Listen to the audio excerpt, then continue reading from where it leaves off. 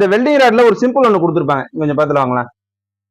உங்களுக்கு தெரியுதுங்களா? E6013, அதாவது ஈன்னு போட்டு 6013ன்னு சொல்லிட்டு ஒரு நம்பர் கொடுத்துருப்பாங்க.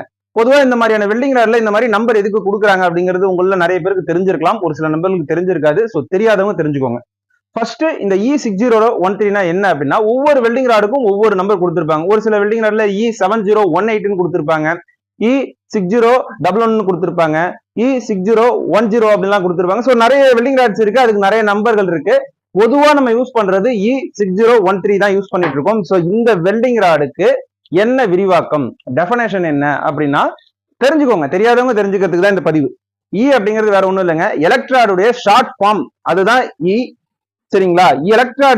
எலக்ட்ராடுன்னு இருக்குல்ல, எலக்ட்ராடுல ஃபர்ஸ்ட் லெட்டர் வந்து ஈன்னு இருக்கும். ஸோ அந்த எழுத்தை தான் வந்து ஈல கொடுத்துருக்காங்க. ஸோ ஈக்கு வேற எதுவுமே இல்லை, எல்லா வெல்டிங் ராடுக்கும் இ அப்படிங்கிறது காமன். அடுத்தது 6013,